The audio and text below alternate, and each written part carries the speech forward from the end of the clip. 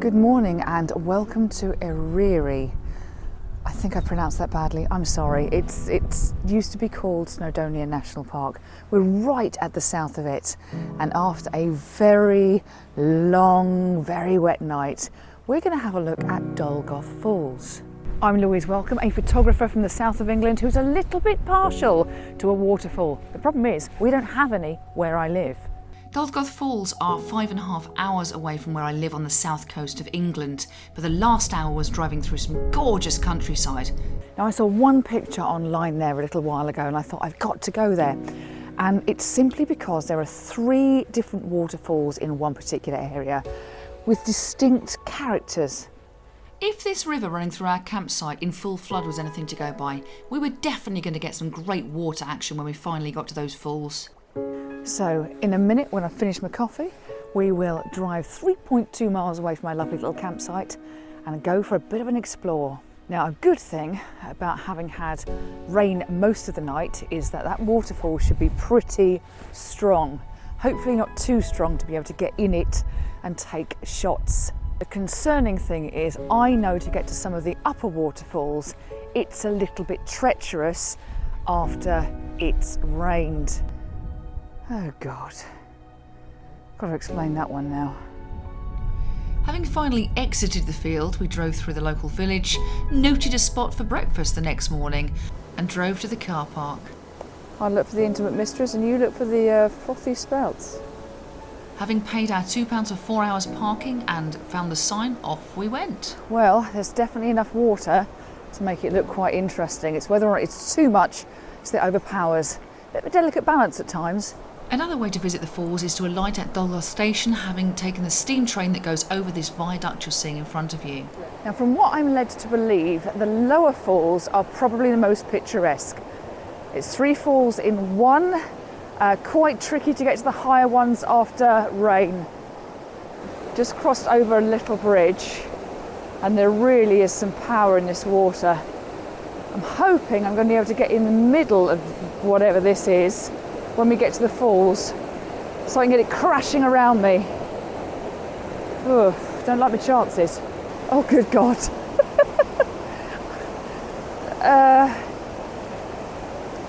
Just have a look. Right, first view. There's some power in that one today. First thoughts, it's so torrential, if that's the right word, that I'm going to have to do a shorter shutter speed. Otherwise I'm going to go completely losing all of the detail. This is what I'm ho-ho-hoing at. Okay, I'm officially impressed. I've just now got to work out my creative options. Well, I know I was a little bit concerned that we may not have enough water. Right. I've managed to secure myself a place a little bit further down. If I go any further down, what you're going to see is I've got a tree going right the way across. I'm actually standing right by the roots of that tree, so I don't want that in. Just look at this.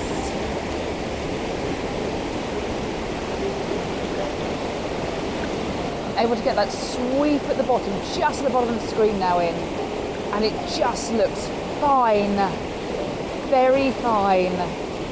Now, ideally, I would love to be in the middle of these falls, but it's just not going to happen. I'm just going to be swept away. It's just a bit too strong. However, what I'm able to get is by getting down low, I can get a really nice foreground. I'm going for half a second, maybe 0.6, 0.4, just to see what I can get, ranging from f13. I'll do a 16, but I'm going to go back to 11, I think. I just need to make sure that whatever happens, I'm not blowing out those highlights, and also I'm able to get as much as I can in focus.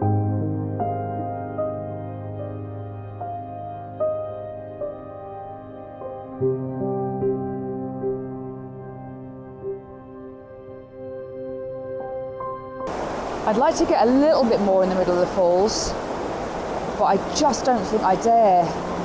It's a lot of money if your kit goes down. So for once I actually took a sensible approach and stayed put. I thought I'd return later on in the weekend though, when hopefully that water be a little bit more calm. Well, that's a powerful experience. I was using my circular polarizer, no other filters. I didn't need a little stopper or anything. It was just giving me milkiness, which I don't like. I love the detail. Look at the power there. Good gracious.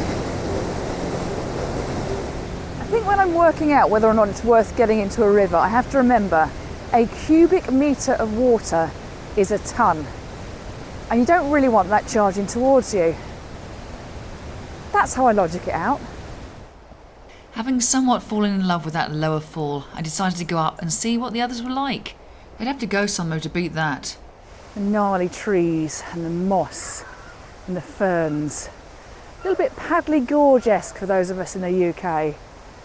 I'm told these steps get a little bit dangerous, slippy, narrow and steep the further you go up.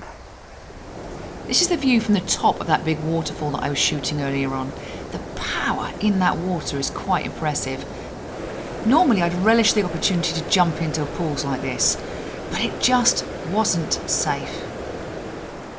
As we made our way further up, we could appreciate some of the mini falls and the beginnings of the autumn colour coming through. Look at the gnarly trees just growing out of that slate there. So that middle waterfall, although it is impressive, it's not actually terribly photogenic. It doesn't appear to have as much character as the first one, but what it does have is some interesting little mini ones here that might be worth a capture. I'll show you what I'm talking about. If I can get those lumps of rock out of the way, it might be interesting to capture some of the detail in that. Oh, it really wasn't. So we explored. There was so much debris in the river, my camera stayed in my bag. So my question is, do we pound on up and see if there is a third, or go back down and pick out some vignettes of mini waterfalls? I wonder if this is the top one.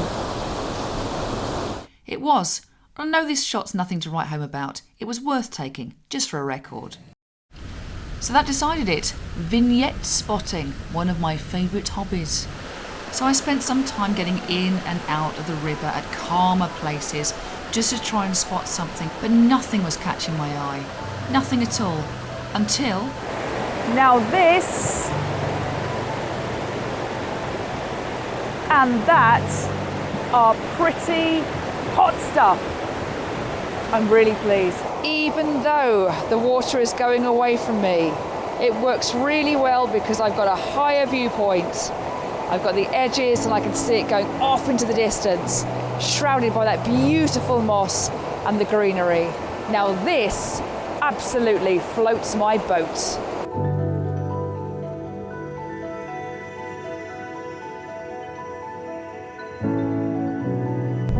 2 days later we returned to the falls just to see what lower water would look like. I've come back to the Dolgoch Falls today because I wanted to see whether or not the water level has dropped. We haven't had rain for 24 hours, so hopefully there'll be slightly less ferocity and I can get to a couple of places I wanted to access last time but just simply couldn't. Well, the water level has gone down, but unfortunately then that means that on this side of the river I get those huge boulders which aren't attractive. So I've got to make my way the other way and hope I can come along here and maybe plonk myself down there-ish so I can go in front of those big rocks. Ugh. After several failed attempts to get here and a complete lack of dignity, I eventually set up to take what I was hoping would be a shot reminiscent of the one I initially fell in love with. The problem was that no matter where I positioned myself, I couldn't get a foreground that worked.